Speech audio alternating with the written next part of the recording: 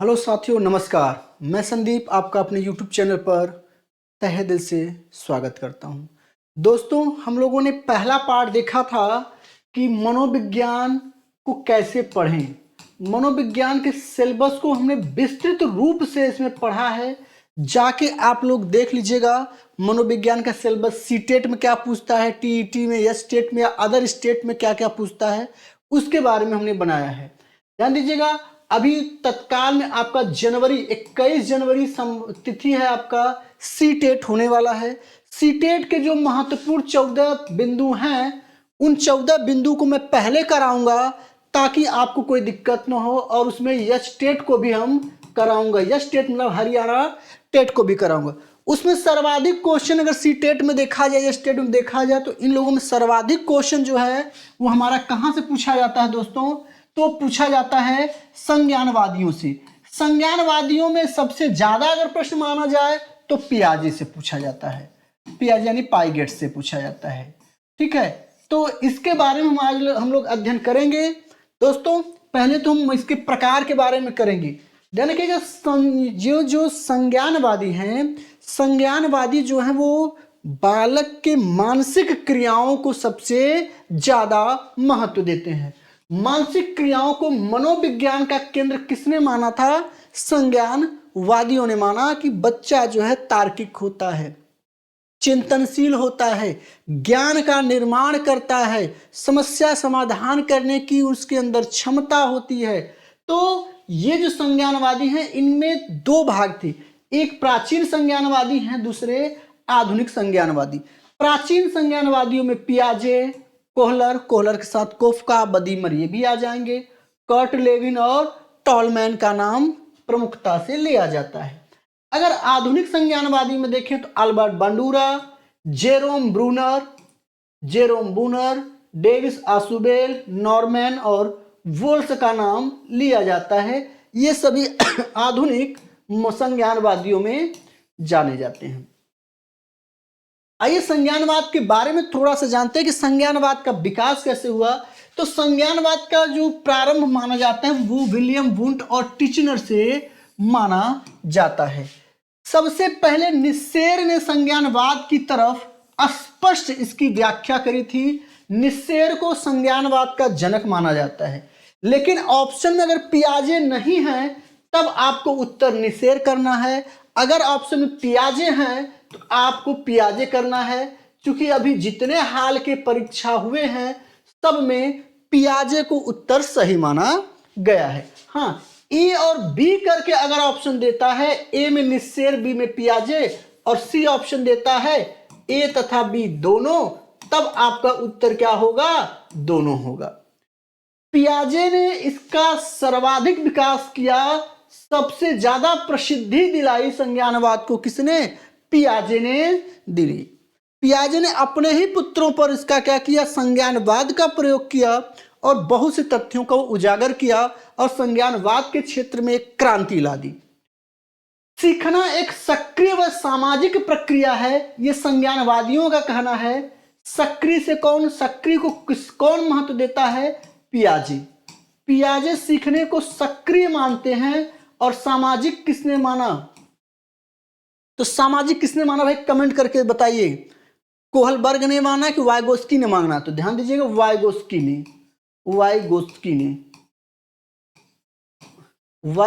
ने सीखने को क्या माना है? एक सामाजिक प्रक्रिया माना है। और पियाजे ने किसको सीखने का एक प्रक्रिया माना है? सीखना एक प्रक्रिया किसका है? सक्रिय प्रक्रिया है। पियाजे ने यहां तक कहा कि नन्हा बालक जो होता है, जो छोटा बच्चा होता है, वह स्वयं में एक वैज्ञानिक है।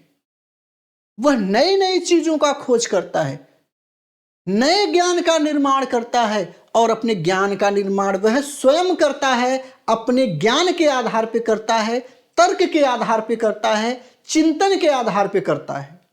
ठीक है दोस्तों, आगे देखते हैं। इसमें मानसिक क्रिया, संज्ञानवादी मानसिक क्रिया को सबसे ज्यादा वैल्यू देते हैं। जैसे मेमोरी हो गया, ध्यान या अवधान हो गया, प्रत्यक्षीकरण, समस्या समाधान, संवेदना में आपके आ जाएंगे आंख, कान, नाक, जीभ और त्वचा, ये पांचों आ जाएंगे। चिंतन, सूचना, संसाधन को ये महत्वपूर्ण मानते। इसके द्वारा जो प्राप्त ज्ञान है ये सभी ज्ञान मानसिक क्रिया द्वारा ज्ञान माना जाता है और इसी को संज्ञानवादी प्रमुखता देते हैं। आइए आगे इसमें देखते हैं। आगे हम लोग देखेंगे सीखने का प्रकार। संज्ञानवादियों ने सीखने के जो प्रकार को बताया, तो सूझ द्वारा सीखना, सूझ है ये, सूझ द्वारा सीखना किसने कहा? कोफका, कोहलर एवं बदीमर ने। गेस्टाल्टवादी जो हैं ये भी संज्ञानवादी हैं। इन्होंने सीखने को माना कि बालक जो है या व्यक्ति जो है सूझ द्वारा सीखता है, अचानक से सीखता है, एकाएक से सीखता है, अपने ज्ञान का निर्माण स्वयं ये भी कर लेता है। प्रेक्षण या निरीक्षण द्वारा हम अवलोकन विधि से देखकर सीखते हैं, अल्बर्ट बंडूरा ने माना। अव्यक्त सीखना टॉलमैन की थ्योरी है। अव्यक्त यानी बिना प्रत्यक्षीकरण, अप्रत्यक्ष रूप से भी जब हम कोई कार्य करते हैं तो उसमें क्या है, हम चीजों को सीखते हैं। इसी को टॉलमैन ने अव्यक्त सीखना कहा था। ठीक है दोस्तों, आगे देखते हैं। व्यवहारवाद तथा संज्ञानवाद में अंतर क्या है, यह भी ध्यान रखिएगा। व्यवहारवाद सदैव अभ्यास, प्रशिक्षण, अनुभव और उद्दीपक, अनुक्रिया और पुनर्बलन को महत्व देते हैं। किसको? अभ्यास, प्रशिक्षण, अनुभव, व्यवहार, उद्दीपक, अनुक्रिया और पुनर्बलन को महत्व देते हैं, जबकि संज्ञानवादी मानसिक क्रियाओं को महत्व देते हैं। मानसिक क्रियाओं में क्या क्या है आपका? चिंतन, तर्क, समस्या समाधान,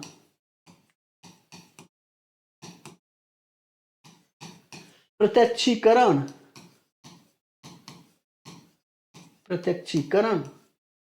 सूचना संसाधन,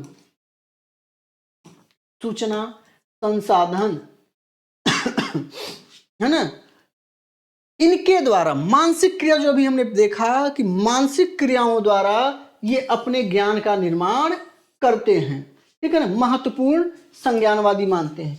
ये अनुबंधन को और पुनर्बलन को अधिक महत्व देते हैं। अधिगम का कारण अनुबंधन और पुनर्बलन को ये मानते हैं, जबकि ये समस्या समाधान, प्रेक्षण, सूझ और अंतर्दृष्टि को अधिगम का कारण मानते हैं। कौन? संज्ञानवादी। अधिगम इसमें क्रमिक रूप से होता है। व्यवहारवादियों के अनुसार अधिगम क्रमिक रूप से होता है, संज्ञानवादियों के अनुसार अधिगम आकस्मिक होता है, अचानक होता है। ठीक, अधिगम यंत्रवत होता है। इन्होंने कहा अधिगम अवबोध के द्वारा होता है, मानसिक क्रियाओं के द्वारा होता है। अब हम लोग देखेंगे इसमें पियाजे का संज्ञानात्मक विज्ञान। दोस्तों, मैं उन्हीं पियाजे से संबंधित उन्हीं चीजों को उठाया हूं जो आपकी परीक्षाओं में पूछे जाते हैं। क्योंकि हमने देखा कि घंटों कई घंटे वीडियो सब पढ़ाए हैं, बहुत लेंदी खींच कर ले गए हैं। मेरा उद्देश्य टू द पॉइंट पढ़ाना है और फिजूल की कोई बात नहीं करनी है। संज्ञानात्मक विकास का सिद्धांत। संज्ञानात्मक विकास जो है वो निम्न से उच्चतर अर्थात असतत या अनियमित चलता है। इसीलिए इन्होंने सीखने की क्या बताई? अवस्थाएं बताई। कितनी अवस्थाएं दी थी? 4 अवस्थाएं बताई थी। संज्ञानात्मक विकास हमेशा निम्न से उच्चतर होता है और हमेशा संज्ञानात्मक विकास असतत होता है, सतत नहीं होता। ऑप्शन में रहेगा सतत, असतत। तो ये असतत होता है। क्यों? क्योंकि विकास हमेशा पैरेलल नहीं होता, सीधी रेखा में नहीं होता। वो चढ़ता है, ऊपर उठता है, फिर रुकता है, फिर चढ़ता है, फिर उठता है। यानी विकास असतत होता है। और संज्ञानात्मक विकास क्या होता है? गुणात्मक रूप से भिन्न होता है, मात्रात्मक रूप से नहीं। संज्ञानात्मक विकास गुणात्मक रूप से भिन्न होता है। 2, 4, 6, 8, 12 इस तरह से गुणात्मक होता है, न कि मात्रात्मक होगा 1, 2, 3, 4। ध्यान रखने वाली बात यही है आपकी। बुद्धि। पियाजे के अनुसार बुद्धि क्या है? पियाजे ने बुद्धि को क्या क्या माना? तो इन्होंने बुद्धि को अनुकूलन व संगठन की प्रक्रिया माना। और इन्होंने कहा अनुकूलन जो होता है वो जन्म जात प्रक्रिया है, बुद्धि गुणात्मक रूप से भिन्न होती है। बुद्धि को इन्होंने अर्जित प्रक्रिया माना और बुद्धि का विकास कहां तक, किशोरा अवस्था तक जाकर रुक जाता है। यह मानने वाले कौन थे, जीन पियाजे थे। नेक्स्ट नोट, ध्यान रखिएगा, पियाजे ने बालक को क्या माना, नन्हा वैज्ञानिक माना। इन्होंने कहा बालक खोज और निर्माण की अवधारणा से सीखता है और खोज और निर्माण की अवधारणा इन्होंने दी। इन्हीं का कथन था कि बालक परिवेश के साथ संबंध बनाते हुए समझ का विकास व बालक अपने मन या ज्ञान का निर्माण सक्रिय रूप से करता है। ये इनका कथन था। कैसे करता है अपने ज्ञान का निर्माण, सक्रिय रूप से करता है। इसीलिए उन्होंने बच्चे को क्या बोला, नन्हा वैज्ञानिक कहा, नन्हा वैज्ञानिक की संज्ञा दी थी। ठीक, ध्यान दीजिएगा, नन्हा वैज्ञानिक कहा। नेक्स्ट स्कीमा क्या है भाई, बहुत बढ़िया, बार बार यहां से प्रश्न आता है, स्कीमा क्या है। स्कीमा क्या है, सूचनाओं का प्रत्यक्षीकरण का, सूचनाओं या प्रत्यक्षीकरण का जो भंडार गृह होता है। कहने का मतलब जो ये हमारा ये मस्तिष्क है, इसमें विभिन्न प्रकार की सूचनाएं हमारे मस्तिष्क में संकलित होती रहती हैं, जुड़ी हुई होती हैं। हम कुछ भी है, हर तरह की समस्या के लिए हम एक अलग प्रकार की सोच जो रखते हैं, वही हमारा क्या है, स्कीमा है। वही हमारा क्या है, स्कीमा है। सूचनाओं का या प्रत्यक्षीकरण का भंडार गृह या पैकेट जो हमारे मस्तिष्क में हमारे व्यवहार करने के तरीके को प्रदर्शित करती है, वही स्कीमा है। हमारे गुरुजी आ गए हैं, उनका पैर छूना है, यह हमारा स्कीमा है। हम घर पे पहुंच गए हैं, हमें वहां पे माता जी से कैसे बात करना है, वो हमारा स्कीमा है। हम स्कूल में पढ़ाई के दौरान हमें किस भाषा का प्रयोग करना है, वो स्कीमा है। तो कहने में सूचनाओं का भंडार गृह या पैकेट या सूचनाएं जो हम इकट्ठित करते हैं, उन सभी प्रकार की सूचनाएं जो अलग अलग स्थिति, अलग अलग परिवेश में हम उसका अलग तरीके से प्रयोग करते हैं, वो क्या कहलाता है, स्कीमा कहलाता है। ठीक, आगे स्कीमा के प्रकार ध्यान दीजिएगा दोस्तों। स्कीमा के इन्होंने दो प्रकार बताए, पियाजे ने स्कीमा के दो प्रकार, ज्ञानात्मक स्कीमा और व्यवहारात्मक स्कीमा। ज्ञानात्मक स्कीमा में ऐसी क्रियाएं जो हमारी मानसिक यानी मस्तिष्क द्वारा, हमारे ब्रेन के द्वारा जो क्रियाएं की जाती हैं, वो मानसिक क्रिया होता है, जैसे वाद विवाद करना। व्यवहारिक स्कीमा जो हमारे व्यवहार में शरीर क्रिया द्वारा होता है, शरीर क्रिया द्वारा होता है। हम क्या है भाई, हम पढ़ने बैठे में लिखना है, तो लिखने के लिए हमें शरीर क्रिया का प्रयोग करना होगा।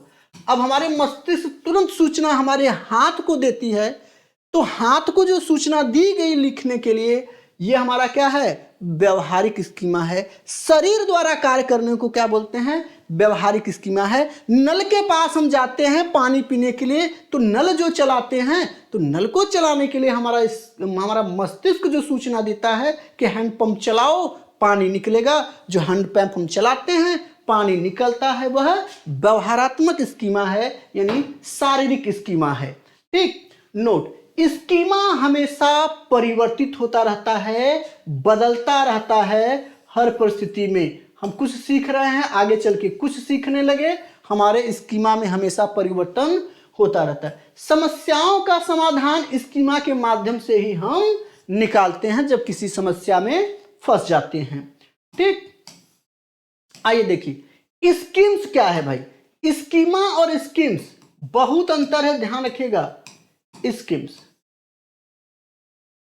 स्कीमा हमारे मस्तिष्क का सूचना संसाधन का, सूचना संगठन का एक पैकेट है, एक ढांचा है। लेकिन स्कीम क्या है, इसमें स्कीम हमारे व्यवहारों का संगठित पैटर्न है, यानी बौद्धिक ढांचा है या मानसिक संरचना है जो हम नित्य क्रिया करते हैं। जैसे जूते का फीता बांधना, ये क्या है, स्कीम्स है। हमें जूते का फीता बांधने के लिए कुछ सोचना, नहीं होता।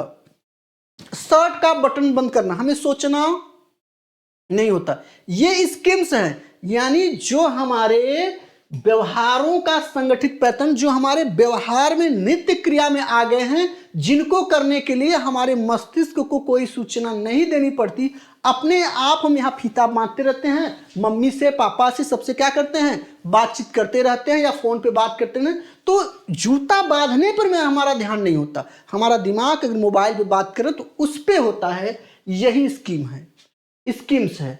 हम साइकिल चलाते हैं, बाइक चलाते हैं, हमें लेफ्ट घूमना होता तो मस्तिष्क ये नहीं कहता कि ये लेफ्ट घुमा दी, ऐसा नहीं हुआ। हम साइकिल या बाइक को लेफ्ट अपने आप घुमा लेते हैं, हम चाहे कुछ भी कर रहे हो, कुछ भी सोच रहे हो। तो मस्तिष्क में जो चीजें पैटर्न के रूप में व्यवस्थित हो गए हैं बौद्धिक ढांचे में, जिसके लिए हमें मस्तिष्क पे बहुत जोर नहीं देना होता, जो नित्य क्रिया प्रतिदिन हम क्रियाएं करते हैं, वो सभी क्या कहलाती हैं, स्कीम्स कहलाती हैं। जैसे जूता बांधना, टाई बांधना, बटन बंद करना, ये क्या है, स्कीम्स हैं। ठीक, चलिए आगे। अनुकूलन, चलिए भाई अनुकूलन का मतलब है एडॉप्टेशन। एडॉप्टेशन जो होती है, अनुकूलन की प्रक्रिया सदैव जन्मजात होती है। पियाजे ने अनुकूलन को जन्मजात कहा, और अनुकूलन की प्रक्रिया 3 रूपों से होकर गुजरती है। पहला समावेशन या आत्मीकरण, इसी को सम्मिलनकरण या असिमिलेशन कहते हैं। समायोजन, समंजन, एकोमोडेशन कहते हैं। और संतुलीकरण, इन दोनों के माध्यम से जब हम संतुलीकरण कर लेते हैं किसी चीज को, उसी को हम लोग संतुलीकरण कहते हैं। आइए इसको एक एक बिंदुओं को हम लोग देखते हैं। पहला है समावेशन। पहला क्या है, समावेशन। समावेशन का मतलब क्या है समझ लीजिएगा। एसिमिलेशन या समावेशीकरण या सात्मीकरण के नाम से भी जानत है। ध्यान रखिएगा, पहले सीखे गए ज्ञान में नए ज्ञान को जोड़ना। कहने का मतलब पूर्व ज्ञान में नए ज्ञान को जोड़ना। पूर्व ज्ञान प्लस नए ज्ञान, नया ज्ञान, नए ज्ञान को जोड़ना। नया ज्ञान को जोड़ना क्या कहलाता है, समावेशन। हमने पहले कोई चीज सीखा और उसे सीखने में और सीखा। सीखने में सीखना क्या कहलाता है, ध्यान रखिएगा। यहां पे एक आता है शब्द, पूछा जाता है मेटा संज्ञान क्या है। मेटा संज्ञान क्या है, सीखे गए चीजों को सीखना, सीखने में सीखना। हम गणित सीखे हैं, गणित सीखे हैं, और हम गणित में प्रतिशत सीखे हैं, और प्रतिशत में हम और भी नई चीजों को हमने सीख लिया। सीखे गए ज्ञान में और चीजों को हमने जोड़ लिया, वही मेटा संज्ञान कहलाता है। ठीक, यानी कि सीखे गए ज्ञान में नए ज्ञान को जोड़ना क्या कहलाता है, मेटा संज्ञान कहता है। पहले से मौजूद स्कीमा से नई समस्या का हल निकालना क्या कहलाता है, स्कीमा। जैसे एक व्यक्ति या एक बच्चे ने ऊंट को देखा और देखा कि इसके 4 पैर हैं, और इसने घोड़े को देखा और कहा कि घोड़े के भी 4 पैर हैं, इसलिए यह क्या है, ऊंट है, ऊंट है। घर वालों ने बताया कि बेटा ये ऊंट नहीं है, यह घोड़ा है। यह क्या है, घोड़ा है। अब उसने अभी तक सीखा था कि 4 पैर वाले सभी जानवर क्या होते हैं, ऊंट होते हैं। अब उसने सीख लिया, अपने स्कीमा में फिट किया कि नहीं, ऊंट ऐसा होता है, ऊंट में कुबड़ होते हैं, गर्दन लंबी होती है, घोड़ा में पूंछ ऐसा होता है, ये चमकीला होता है, तेज दौड़ता है, इसकी गर्दन छोटी होती है। उसने वहां पे क्या किया, अपने स्कीमा में परिवर्तन किया। या हम कह सकते हैं, मान लीजिए ये मैं स्वयं हूं, संदीप सर हैं, ये मान लीजिए संदीप सर हैं। मैं दूर से 200-300 मीटर दूर से कोई व्यक्ति आ रहा है, और आपने देखा, आपने क्या कहा कि वो देखो संदीप सर आ रहे हैं। आपने संदीप सर को पहले देखा है, आपके मस्तिष्क में क्या है, संदीप सर हैं। अब जो ही संदीप सर के जैसा हाव भाव वाला चलने वाला व्यक्ति आते हुए दिखाई दिया, आपने उसको मान लिया क्या, संदीप सर हैं। लेकिन जब और आगे बढ़े ये महोदय, जब और आगे ये महोदय बढ़े तो आपने कहा नहीं यार, लगता तो है कि ये संदीप सर है, लेकिन कंफ्यूजन है, शायद ये संदीप सर हूं, शायद ये संदीप सर हैं। अब आपने अपने दिमाग में क्या करना शुरू कर दिया, स्कीमा में परिवर्तन। लेकिन जब संदीप सर जिनको आप मान रहे थे और वो जो है आपके नजदीक आ गए और आपने कहा अरे नहीं भाई ये संदीप सर नहीं है, यह कोई और है, यह कोई और है, और आपने क्या किया, यहां संतुलन बना लिया कि नहीं भैया ये संदीप सर तो नहीं है। यही क्या है आपका, यही तीनों पार्ट है आपका। आपको संतुलीकरण समावेशीकरण को समझना है, एकमेंडेशन को समझना है। ठीक, चलिए आगे देखते हैं। समायोजन, मैंने बताया कि आपने अपने मस्तिष्क में समायोजन कर लिया कि पूर्व ज्ञान में, यानी पूर्व ज्ञान जो है, पूर्व ज्ञान में आपने बदलाव किया।